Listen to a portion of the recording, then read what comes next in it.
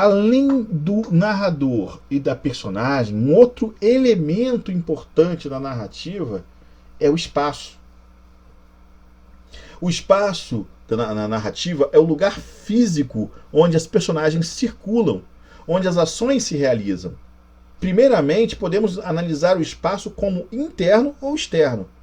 Então a história se dá num espaço fechado, espaço interno, aí a foto de uma sala de aula para você entender, ou num espaço externo, olha a praia aí, ó, aberto, ó, da natureza.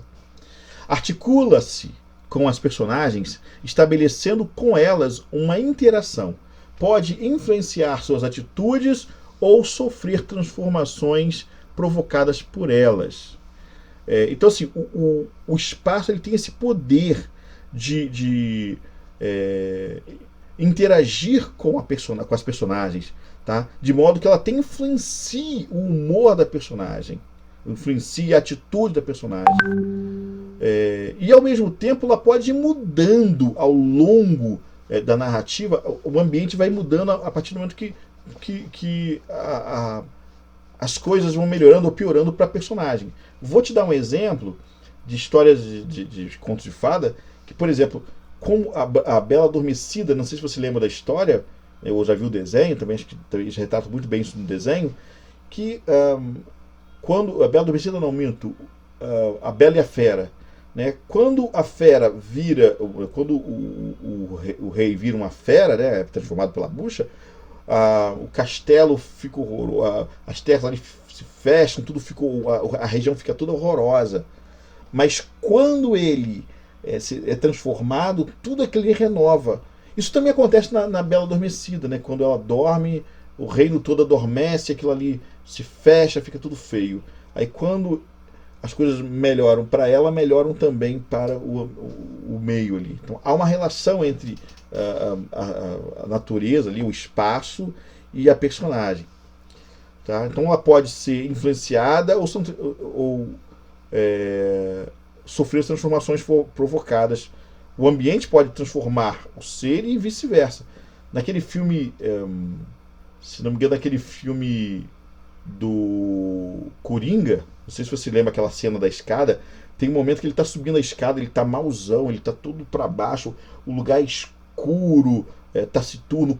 Aquela que ele está todo feliz, né, descendo, já é o Coringa, ele está todo feliz descendo a escada, dançando, aí está tudo iluminado, entendeu? Então o ambiente também muda de acordo com o humor da personagem, tá? Bom, falando então do espaço, tá? O espaço ele pode, já falamos que ele pode ser interno ou externo, tá? Ele pode ser também físico ou geográfico, né? Pode ser chamado de espaço físico, geográfico, né? São sinônimos, espaço físico, espaço geográfico, tá? Isso é tudo uma coisa só. É o espaço real que serve de cenário à ação onde as personagens se movem. Pode ser descrito detalhadamente ou suas características podem aparecer diluídas na narração. Pode ser externo ou interno, urbano ou rural. Então, por exemplo, aí é o Largo da Carioca aqui no Rio de Janeiro. Tá? Esse é um espaço físico também, ou geográfico, como você queira chamar, tá bom? Espaço físico ou espaço geográfico é a mesma coisa. São a mesma coisa. Esse espaço, né, que no caso aqui é externo, tá? Ele é um espaço físico porque é um espaço real, tá bom? Então guarda isso. O espaço ele pode ser também um espaço social. E quando a gente fala de espaço social, é porque ele apresenta as condições psicológicas, morais e socioeconômicas em que atuam as personagens. Então eu não estou... veja bem, o espaço social é um outro conceito. Um espaço físico, além de físico, ele pode ser social, quando ele de alguma forma ele vai apresentar as condições psicológicas, morais e socioeconômicas. Então, por exemplo, o espaço de uma comunidade, como você está vendo aí na tela, ele já te adianta o nível socioeconômico da personagem. Entendeu? O espaço do hospício, o espaço geográfico interno, né, ele já te adianta questões psicológicas, entendeu? Então, quando o espaço geográfico ele consegue apresentar as condições, né, adiantar aí, no caso do texto, condições psicológicas, morais e socioeconômicas, entendeu? Ele também pode ser classificado como social. Eu vou fazer melhor, olha só. Quando você olha para isso aqui, ele é um espaço físico, mas ele não é um espaço social. Por quê? Porque aqui você não pode dizer, por exemplo, a pessoa que anda aqui é rica ou pobre, né? Você não tem como saber. A pessoa que transita aqui, a personagem, quando está nesse ambiente, ela é louca ou lúcida? Não há como saber. Pode ter de tudo aqui. Entendeu? É um espaço. Pode haver violência ou não nesse espaço. Você não tem como saber. Mas quando você fala de uma comunidade, você já consegue fazer algumas considerações. As limitações econômicas ficam visíveis pelo ambiente. Quando você fala do hospício, né, já fica ali, fica claro para ali que tem ali uma questão psicológica, né, de loucura, demência presente ali. Porque é um hospício, você está entendendo? Aí o espaço ele é mais do que só físico. Ele passa a ser social também. Entendeu? Então, assim, o mesmo espaço pode ser físico e ao mesmo tempo social. Ou não. Então, voltando lá, ó. Esse espaço é um espaço físico, mas não é social. Porque ele não te adianta nada. Pode ter de tudo aqui. Esse aqui, ó, da comunidade, do hospício, o do sertão nordestino, o cemitério, uma rua escura, uma tribo sem acento, indígena, esses casos aí, esses espaços, eles apresentam, sim, uma questão, uma condição psicológica, moral, socioeconômica. Então, eles são chamados também de espaços sociais, tá bom? Alguns estudiosos preferem chamar esse tipo de espaço de ambiente. Então é uma questão de nomenclatura. Então, se alguém falar em ambiente é mais do que só um espaço, né, geográfico. O ambiente é um espaço social. Por englobar dois referenciais, o tempo e o espaço. Sim, quando você fala, quando o autor fala em ambiente, ele tá ali, né, não só retratando o espaço, como também o tempo desse espaço, tá? A época desse espaço. O ambiente pode, entre outras coisas, situar as personagens na época, no grupo social e nas condições em que se passa a história. Fornece pistas para um desfecho macabro ou trágico. Olha só, a cena da rua escura, do cemitério, já te dá uma pista, já induz você ao sinistro, ao macabro, ao suspense, entendeu? Ao terror. Um ambiente macabro pode refletir a morbidez de uma personagem. Uma história de amor pode pedir um cenário romântico. E um romance policial, becos e ruas escuras de uma grande cidade. Então, assim, para cada situação você vai ter que escolher um espaço social mais adequado. Entendeu? Imagina que você tem uma história de... Imagina no cemitério uma história de violência policial. Não casam, entendeu? Não casam. Imagina, sei lá, no hospício, uma história de... terror ainda dá para ter. Terror pode até ter. Mas é uma história de superação, sei lá, superação econômica. Sabe? Não combinam. Então, cada espaço... Uma história de amor que se passa numa rua, um beco escuro. O beco escuro sugere mais uma coisa de terror, um suspense, mas não uma história de amor. Entendeu? Não que não se possa criar, que tudo é possível no mundo da literatura, tá bom? Não há limite para nada, mas não é o comum. O espaço... Um ambiente macabro pode refletir morbidez de uma personagem, uma história de amor, pode pedir um cenário romântico e um romance policial, becos de ruas escuras de grandes cidades. O espaço psicológico é um ambiente criado individualmente pelos personagens, nos casos em que a história é baseada em pensamentos abstratos ou narrações de sentimentos. Tá? o espaço psicológico. Aqui a gente está falando de outro tipo de espaço, tá? Eu falei do espaço geográfico, físico, que é real. Agora existe o espaço psicológico, deveria até colocar isso numa outra parte, que é o espaço, que é um ambiente criado individualmente pelos personagens, nos casos em que a história é baseada em pensamentos abstratos ou narrações de sentimentos. Então, a personagem pode criar o seu próprio mundo ali, entendeu? Seu mundo psicológico. Ele está vivendo algum momento e aí o ambiente é criado, é um espaço que ele é psicológico, porque ele está sendo recriado criado para refletir o sentimento da personagem, o que ela está sentindo. Que é o que eu falei, a questão do Coringa no filme, né? Quando ele está para baixo, o espaço está de uma maneira. Quando ele melhora, o ambiente também melhora junto. Aí você está falando de espaço psicológico. Ele vai refletir o sentimento, o pensamento, vai refletir ali o estado emocional da personagem. Tá bom? Tempo. O tempo na narrativa é o período que assinala o percurso cronológico que vai do início ao fim da história. É definido por marcadores temporais, que determinam a duração da história e o período em que os fatos ocorreram.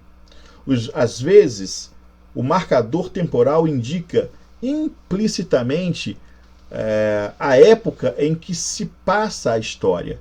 Em outras circunstâncias, esses marcadores não são explicitados, mas há no texto outros indícios de época, como, por exemplo, os objetos que compõem a decoração de um ambiente, a roupa que a personagem usa, a referência a um tipo de transporte.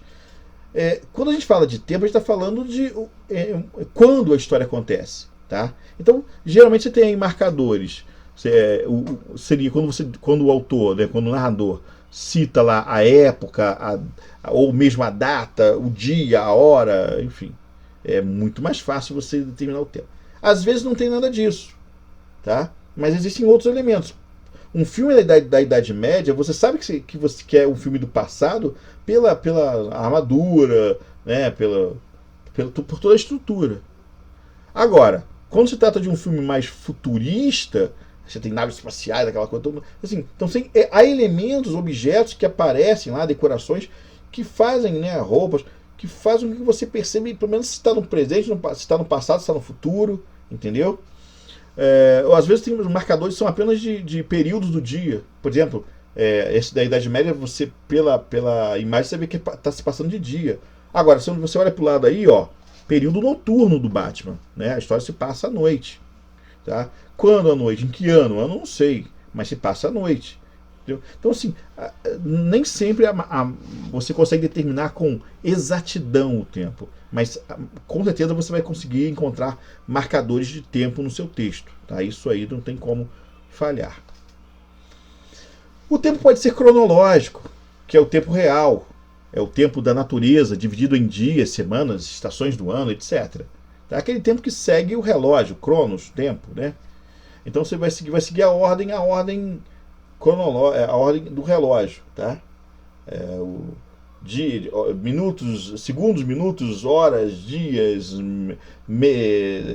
semanas, meses, anos, décadas, séculos e por aí vai.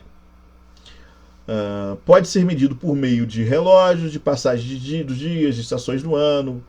Pode se apresentar como linear ou não linear. Linear quando os acontecimentos seguem a ordem hierárquica, ou seja, princípio, meio e fim. Agora, se não seguir essa ordem, né, começar pelo meio, voltar para o princípio e ir para o fim, ou começar no fim, voltar para o princípio e ir para o meio, então, se bagunçar a ordem, aí você tem o não linear, tá? Que é quando não apresenta essa ordem. Olha um exemplo aí do Manuel Antônio de Almeida, Memórias de um Sargento de Milícias. Na segunda-feira, voltou o menino armado com a sua competente pasta a tiracolo, a sua lousa de escrever e o seu tinteiro de chifre. O padrinho o acompanhou até a porta. Logo nesse dia, portou-se de tal maneira que o mestre não se pôde dispensar de lhe dar 4 bolos. Então veja, aqui você tem pequeno trecho, claro, não dá para fazer muita coisa aqui, mas você vê que ele está seguindo aí, está marcando aí o dia, né, segunda-feira e tal. Depois ele vai dizer assim, ó, você tem aí uma sequência que vai, né, dali para frente, logo nesse dia, portou-se de tal maneira que o mestre não pôde dispensar de lhe dar 4 bolos. Quer dizer, você tem aí o cara deve ter feito alguma besteira que no final levou umas palmadas aí, né? Uma palmatória que na época existia. Então você tem uma sequência aí que é cronológica, né? Existe também o tempo histórico, que é quando a narrativa retrata passagens e épocas históricas. Então, a história se passa num momento importante da história, tipo Segunda Guerra, Guerras Mundiais, Primeira, Segunda Guerra Mundial, em alguma revolução, sei lá, Revolução Francesa, Revolução Russa, entendeu? Ou na época dos descobrimentos, descobrimento da América, descobrimento do Brasil, entendeu? Se passa em algum momento histórico. Aí a gente chama de tempo histórico, tá? Um exemplo disso é o livro A Menina que Roubava Livros, que se passa durante a Segunda Guerra Mundial. Existe o tempo psicológico, assim como temos o espaço psicológico, que é aquele espaço que reflete o emocional da personagem. Nós temos o tempo psicológico, que é aquele que possui um sentido subjetivo, pois o que predomina não é a ação da personagem, mas sim os seus pensamentos, lembranças, reflexões e sentimentos, dentro de um determinado contexto. Olha, eu não coloquei aqui, mas uma boa dica para você entender essa questão do tempo psicológico é um filme chamado A Origem, com Leonardo DiCaprio, em que eles conseguem entrar na mente das pessoas para plantar uma ideia. E tem uma cena em especial que eles precisam plantar uma ideia tão fundo, né? Porque a ideia o cara tem que achar que a ideia foi deles sozinho. Então eles vão ter que entrar na cabeça da pessoa e lá entrar no inconsciente dessa pessoa para plantar essa ideia bem fundo. Então, uma cena em que eles estão dentro de uma van, aí a van sofre um acidente, a van está caindo da ponte. Naquele tempo em que a van está caindo da ponte, muita coisa acontece na história lá, enquanto eles estão na mente da pessoa. Então, assim, é uma história que acontece, muita coisa acontecendo num espaço de tempo que você vê que, caramba, em 1 minuto o cara consegue, sei lá, sabe quem assiste Goku sabe, aquela sala do treino lá do Kami-sama. Então, aqui, né, 2 horas lá parece, sei lá quantos anos, entendeu? É mais ou menos essa relação, não sei se vocês conseguem entender. O tempo psicológico, ele não dura o tempo da ação da personagem, entendeu? Porque não é a ação que determina o tempo ali, nesse caso, tá? Então muitas coisas podem estar acontecendo na mente, das lembranças, das reflexões, nos sentimentos da personagem, tá? Enquanto que no mundo real da personagem ali, né, só se passaram alguns minutos, alguns segundos, tá? Ou seja, sabemos que o nosso próprio pensamento não é linear. Ele vai e vem no passado, no presente e até mesmo no futuro. Portanto, quando se fala em uma obra de tempo psicológico, estamos querendo dizer que a produção literária foi realizada em foco no interior da personagem e é o oposto do tempo cronológico. Ao contrário do cronológico, não é igual para todos, entendeu? Então, o tempo que se passa, por exemplo, para Alice, para a irmã da Alice do lado de, enquanto a Alice está dormindo lá e ela sonha com toda aquela coisa do mundo lá do País das Maravilhas, ela vive uma aventura imensa no País das Maravilhas e só dormiu durante algum tempo, um curto espaço de tempo ali que ela está dormindo. Mas lá na Alice passam-se dias, entendeu? Então isso é tempo psicológico, tá? Então você tem ali um tempo que se passa nas reflexões, nos pensamentos da personagem, a história se dá naquele pensamento, mas no mundo real da personagem, não sei se você está entendendo isso, tá? Dentro do mundo da personagem, o tempo não é o mesmo, tá? Não batem. Exemplo, monólogo interior, fluxo de consciência. Eu tenho algumas dicas que podem te ajudar a entender. Olha aí, uma simples formalidade, que é um filme muito bacana com o Gerard Depardieu, em que não vou contar não porque senão perde a graça. Mas assim, o tempo aí é psicológico. Assista lá se você quiser entender mais sobre isso. Eu recomendo a nossa autora Clarice Lispector, em especial esse livro aí, ó, Paixão Segundo JG. Também vai te ajudar a entender o tempo psicológico. Aquela Água Toda também é um excelente livro. Recomendo Gabriel, esse é do João Anzanello, tá? Eu recomendo o Gabriel Garcia Marques aí, Crônicas de uma Morte Anunciada, é interessantíssimo. Até a questão da narrativa, ela é não linear, é uma narrativa cronológica, porém não linear, tá? E ao mesmo tempo você tem aí uma questão. Isso aí, você vai entender mais essa questão.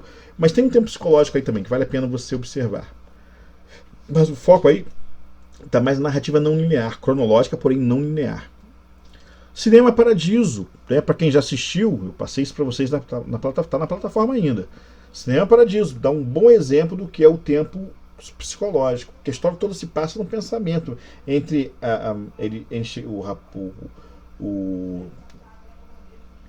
o menino chegar, que é um homem, né, o personagem principal, chegar em casa à noite, de madrugada, e viajar para a cidadezinha dele, né, coisa de algumas poucas horas, mas nisso tudo a vida dele toda se passa ali. Ó, um trechinho aqui do Memórias Póstumas para te ajudar a entender esse tempo psicológico. Dito isto, expirei às 2 horas da tarde de uma sexta-feira no mês de agosto de 1869, na minha bela chácara do Catumbi. Tinha uns 64 anos, rijos e prósperos. Era solteiro, possuía cerca de 300 contos e fui acompanhado ao cemitério por 11 amigos. 11 amigos. Então, olha só, essa história, né, começa com o enterro do Brás Cubas, e toda essa história vai se passar depois da morte deles. A história vai ser as memórias, a lembrança dele. Então esse tempo é psicológico. Toda narrativa que traz memórias, lembranças, tempo psicológico. Tá trabalhando o tempo psicológico, tá? Tá trabalhando o tempo psicológico. Beleza? Então é uma narrativa que reflete memórias, lembranças, reflexões. É tempo psicológico. O espaço e o tempo, eles podem ser míticos, tá? Quando a narrativa apresenta elementos que não pertencem ao mundo natural, como por exemplo fantasmas, demônios, seres mitológicos, folclóricos, etc. Então, se ele trouxer esses tipos de seres, a gente está tratando aqui de um tempo mítico, tá? Tempo da época da mitológica. Então você tem aí, ó, se trouxer fantasmas, demônios, seres mitológicos, folclóricos, pode contar que o espaço é mitológico. O que é o espaço mitológico? Ó, a Grécia Antiga, por exemplo, a Roma Antiga, são exemplos de espaço mitológico. Tempo mitológico, né? O tempo em que essas coisas aparecem, entendeu? Então o tempo dos deuses gregos, o tempo os seres folclóricos, anjos e demônios, isso tudo é tempo e espaço, tempo mítico, tá bom? Espaço mítico tem a ver mais com esses lugares, tipo uma caverna, uma gruta, um templo, são espaços míticos. Enredo, falamos do narrador, falamos das personagens, falamos do narrador, personagem, falamos do espaço, do tempo, e agora vamos falar do enredo. É o quinto e último elemento do texto narrativo. O enredo é o encadeado de ações executadas ou a executar pelas personagens numa ficção, a fim de criar sentido ou emoção no espectador. é deverbal de enredar, ou seja, né, é derivado da palavra enredar, de enredar, enredo. Né? Você lembra aí de derivação que a gente estudou, né, quando estudou estrutura e formação de palavras. Que significa prender, colher na rede. Constitui um relato de fatos vividos pelos personagens e ordenados em uma sequência lógica e temporal. Por isso, ele se organiza pela colocação de verbos de ação que indicam o movimento das personagens no tempo e no espaço por meio de recursos narrativos como o mistério, o suspense, o flashback, os intervalos, etc. Nesse sentido, o leitor não pergunta e depois, como faz quando perante a história. Mas por quê? Já que o enredo pressupõe um nexo de casualidade entre os acontecimentos. Então tá, o enredo é a soma de todas as ações das personagens, sabe? A partir do momento que o personagem se depara com um problema, ele começa a tentar resolvê-lo. Então essa soma, essa sequência de ações da personagem principal na tentativa de resolver o seu problema, de resolver o seu embate lá com o antagonista, isso a gente chama de enredo. Em seu desenvolvimento são narrados os fatos iniciando-se pela complicação. Então assim, a partir do momento que o problema aparece, você tem o enredo, concentrando-se num conflito responsável pelo nível de tensão da narrativa e finalizando com o clímax da história. Então o enredo ele vai começar quando o problema começa e termina quando o problema termina. Entendeu? Esse é o enredo.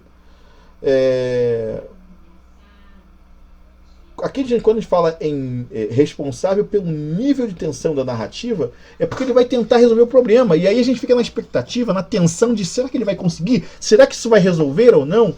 Entendeu? Então ele vai criando tensões. O herói vai tomando atitudes que ele julga necessárias para que o problema se resolva. Entendeu? Um problema que não existia, mas que passou a existir a partir de um determinado momento da história. E é a partir dali que começa o enredo, entendeu? As ações que ele vai iniciar na tentativa de resolver o problema, tá bom? Dessa forma, a apresentação ou representação da situação do personagem, nelas envolvidas e as sucessivas transformações que vão ocorrendo entre elas, criam-se novas situações até chegar afinal, o desfecho do enredo. No que concerne à ordem do enredo, ele pode ser linear ou não linear, ou seja, tanto pode respeitar a cronologia, né, se eu tiver aí um tempo cronológico, linear, quando narrando os fatos sequenciados na ordem, começo, meio e fim, quanto pode também fugir dessa sequência lógica e temporal de ordem do texto. Então, a sequência temporal pode ser linear ou não linear dentro do enredo. Então, aqui eu deixei para você uma atividade que era fazer um texto, escrever uma narrativa, né? Construir uma história original para entrega na quinta-feira. Tá? Agora que você já conhece os enredos linear e não linear, confira abaixo um passo a passo de como fazer um enredo. Escolha o tema. 2. Escolha o conflito que será desenvolvido. 3. Escolha o tipo de enredo que quer usar. 4. Escolha as personagens, o local, o espaço temporal da narrativa. E aí é só desenvolver seu texto, tá bom? Então fica essa atividade para vocês fazerem e enviarem para mim para correção, isso aqui valendo nota. Aqui eu coloquei um exemplo de um texto, né, de um texto narrativo. É uma pequena historinha que eu acho muito engraçada e que fala muito sobre o ser humano. Né? Uma família de tartarugas decidiu sair para um piquenique. As tartarugas, sendo naturalmente lentas, levaram 7 anos para se prepararem para seu passeio. Somente no segundo ano de viagem encontraram um lugar ideal. Ao desembalarem a cesta de piquenique, descobriram que tinham esquecido o sal. Um piquenique sem sal seria um desastre, todas concordaram. Após uma longa discussão, a tartaruga mais nova foi escolhida para voltar em casa e pegar o sal. A pequena tartaruga concordou, mas com uma condição: que ninguém comeria até que ela retornasse. 3, 5, 7 anos se passaram e a pequena tartaruga não tinha retornado. A tartaruga mais velha não aguentava mais e disse que ia comer um sanduíche. Nessa hora, a pequena tartaruga saiu de trás de uma árvore e gritou: "Viu? Eu sabia que vocês não iam me esperar. Agora é que eu não vou mesmo buscar o sal." É muito interessante, mas olha que tem gente assim, tem gente que fica esperando, né? Só para te pegar na falha, né? Mal sabendo que ela é a causadora da falha. Bom, falando agora da estrutura do texto, tá? A estrutura do texto. A estrutura do enredo pode ser compreendida nesse quadro aqui, ó, quadro base para o planejamento de um conto. O que nós temos é introdução, desenvolvimento e conclusão. Todo o texto narrativo tem esses 3 momentos. A introdução, que é a parte inicial, o desenvolvimento, que é o enredo por excelência, e a conclusão. Tá? Quando você for escrever a sua história, pense da seguinte forma. Na introdução, você tem que ter uma situação inicial. Essa situação inicial apresenta, né, pode ser construída a partir das respostas às seguintes perguntas. Né? Se você responder as seguintes perguntas: o que, quem, onde e quando. Tá? Ou que situação vai se complicar. Tá? Você também pode fazer essa pergunta. Então aqui você já tem uma marca. Só que na situação inicial você tem o que aconteceu, quem estava envolvido, onde aconteceu, quando aconteceu, e que situação vai se complicar. Que a partir daí, pode dar de ruim? Pode ter de ruim nessa história. O desenvolvimento, ele vai apresentar, pode ser dividido em conflito gerador e clímax. O conflito gerador é o fato complicador que muda a situação inicial. É como se eu dissesse, está tudo muito bem, tudo maravilhoso, mas deu alguma zerda nessa história. Essa zerda aí é o que a gente chama de conflito gerador, tá? Que vai mudar a situação inicial. Estava tudo muito bem, aconteceu algo que acabou com a paz de todo mundo, ou pelo menos do personagem principal. Aqui você constrói respondendo as perguntas: o que, por que e como. Né? São elementos de desenvolvimento do conflito que vão levar, o conflito leva obrigatoriamente a um clímax, porque o conflito chega a um ponto que não tem mais como conviver com esse conflito, com esse problema. Você tem que dar uma solução para isso, resolver, ou ele vai te massacrar. Então alguma coisa tem que acabar. Esse conflito tem que acabar de uma forma positiva ou negativa. Esse momento em que o conflito chega ao seu máximo e tem que ser resolvido ou ele vai te destruir, esse é o clímax. Tá? O clímax responde às perguntas: o que?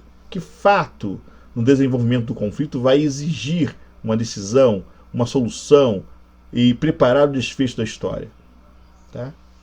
Então é a solução do problema. E a conclusão é o desfecho, o então. E então, né? Ou seja, como se conclui a história? O que acontece depois que o problema foi resolvido? Como é que as coisas se encaixam depois disso? Tá? Então, situação inicial, também chamado de apresentação, é o início de toda a história, é o momento em que o narrador apresenta os personagens, o cenário, o tempo, etc. Nesse momento, ele prepara o leitor para os acontecimentos a serem narrados. Desenvolvimento é a parte do texto narrativo que se inicia no aparecimento do conflito e vai até o clímax. Nele, os personagens, na busca pela solução do conflito, desenvolvem uma sequência de ações. Tá? Então, o desenvolvimento, na verdade, engloba o enredo em si. Complicação é o início do embate entre protagonista e antagonista. É quando se inicia o conflito. É a oposição entre essas duas forças. O equilíbrio inicial é quebrado através do embate para que a ação se desenvolva. Então estava tudo bem, tudo maravilhoso, aí surgiu um problema. A partir daí você tem um enredo, tá, propriamente dito, que vai se desenvolver até até chegar ao seu clímax, aquele momento do não dá mais para segurar, explode o coração. O clímax é o momento de maior intensidade dramática da narrativa. É nesse momento que o conflito fica insustentável. Algo tem que ser feito para que a situação se resolva, de forma positiva ou negativa, para o herói. O desfecho é como os fatos, a situação se desenvolvem no final da narrativa. Pode ou não apresentar a solução do conflito. O importante é que o novo conflito novos conflitos não podem aparecer. Então, assim, é como se fosse o momento do pós-solução. Resolvemos o problema e agora voltamos para a calmaria. Tá? O desfecho volta àquele estado de equilíbrio da situação inicial. Estava tudo tranquilo, aí, na situação inicial, aconteceu um problema, que é a complicação. Aí isso chegou num ponto insustentável, que é o clímax, e aí tivemos uma solução para isso, positiva ou negativa, não importa. Depois disso, voltamos ao momento de calmaria, né? Um momento de tranquilidade, a um novo normal. Tá bom?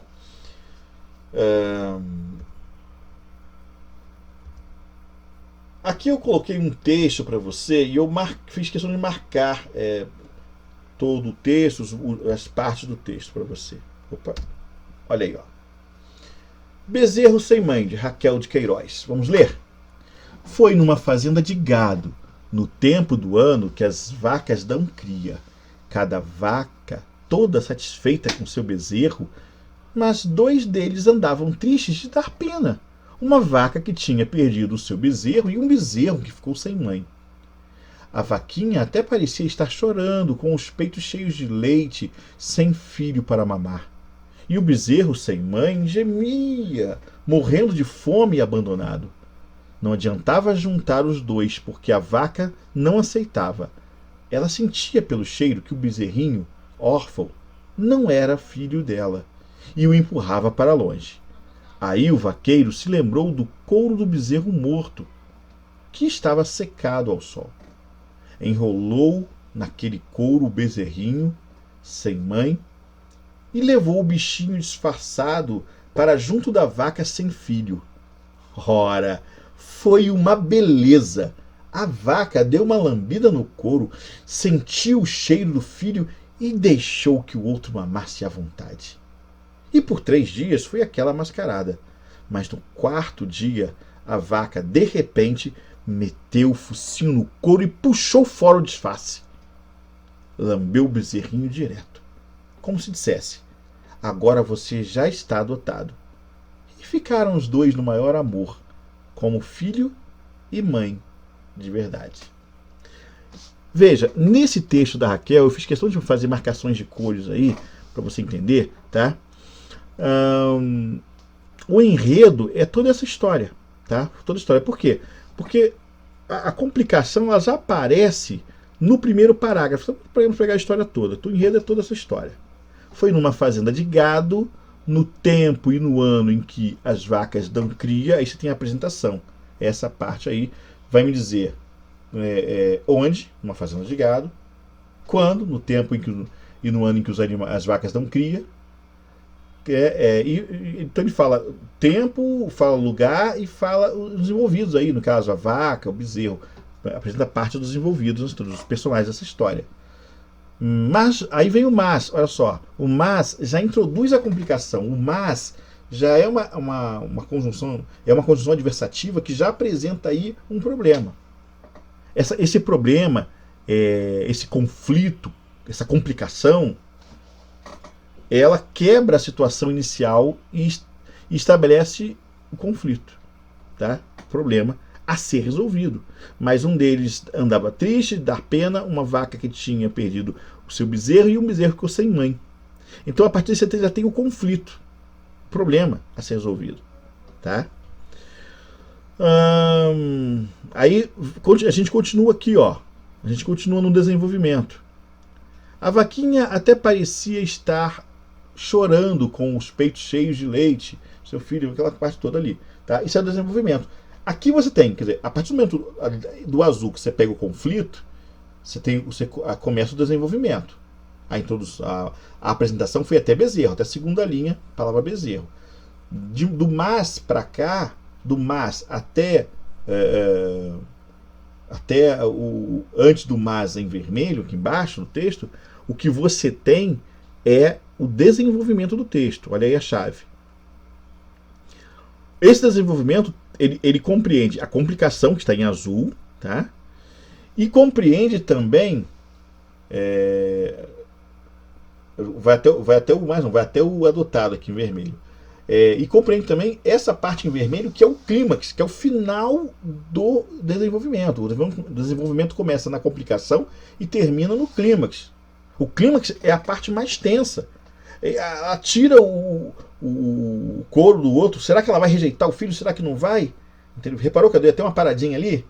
Antes de dizer que ele lambeu o bezerro, que ela lambeu o bezerrinho direto e tal. Então, tem aquela parada dramática e aí dei prosseguimento. Porque esse é o clímax, esse é o ponto. Entendeu? Nesse momento aqui, tá a adversativa mais de novo, né? Tá tudo tranquilo, tava tudo tranquilo novamente. A vaquinha tava enganada lá com o bezerrinho dela, o bezerrinho tava mamando, tava tudo feliz. De novo uma reviravolta, mas agora era o clímax, era o desfecho daquele problema. Aquilo ali agora ia ter uma solução, porque estava sendo mascarado, mas ali ia ter uma solução. A vaca ia descobriu tudo, e agora? O que ela faz? Né? Mas tudo acabou bem.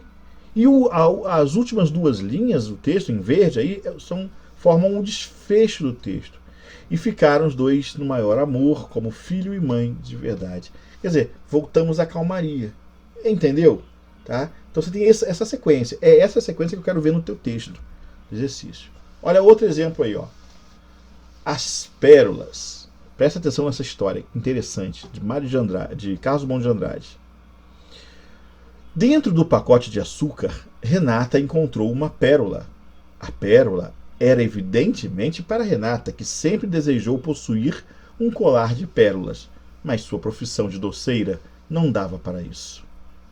Agora vou esperar que cheguem as outras pérolas, disse Renata, confiante, e ativou a fabricação de doces para esvaziar mais pacotes de açúcar.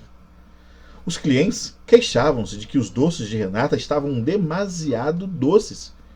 E muitos devolviam as encomendas, porque não aparecia outra pérola. Renata deixou de ser doceira qualificada e ultimamente só fazia arroz doce. Envelheceu. A menina que provou o arroz doce aquele dia quase já ia quebrando um dente ao mastigar um pedaço encaroçado. O caroço era uma pérola. A mãe não quis devolvê-la a Renata e disse: quem sabe se não aparecerão outras, e eu farei com elas um colar de pérolas. Desculpa. Quem sabe não aparecerão outras, e eu farei com elas um colar de pérolas. Vou encomendar arroz doce toda semana. História interessantíssima, né? Então você vê, né, como a mãe aí vai incorrer no mesmo erro de Renata.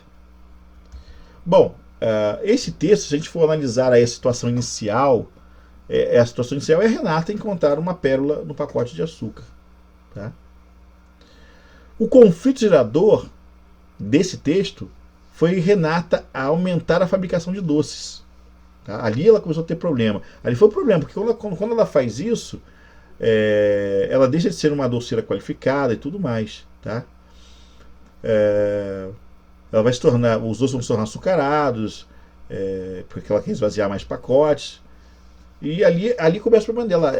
Ela quer chegar encontrar e ela não sai daquele loop, ela vai cada vez mais, né, pela ganância dela, botando mais açúcar nos doces dela, deixa de ser qualificada, acaba fazendo arroz doce para vender, porque aí usa muito açúcar, e ela não consegue encontrar a pérola. Tá? O clímax dessa história é a menina, né, encontrar a pérola que Renata tanto queria encontrar. E o desfecho dessa história, né, que retoma a situação inicial, é a mãe dessa menina tendo a mesma ideia da Renata, entendeu? Sonhando com esse colar de pérolas. Então ela vai começar a encomendar arroz doce toda semana. Aí você pode imaginar a história, né? Se fosse para você continuar essa história daí, imagina essa mulher, ela vai acabar tendo uma doença de tanto que ela vai comer arroz doce. Título. Observe que o título é adequado à história que é narrada. Né? O título é As Pérolas. As no plural, que você tem a pérola da Renata e a pérola que a menina encontra na barraca da Renata. O narrador. Você percebeu que o narrador não participa da história? Ele conta uma história que ocorreu com outra pessoa. A história é, então, contada na terceira pessoa. É o que chamamos de foco narrativo em terceira pessoa, né? E o narrador também, em terceira pessoa, é um narrador observador. Ele só conta o que ele vê, ele não faz nenhum comentário a respeito da Renata, da ganância dela, então ele só conta a história. As personagens são a Renata, que é a protagonista, personagem principal do enredo. A menina e a mãe da menina são as personagens secundárias, que também participam do enredo.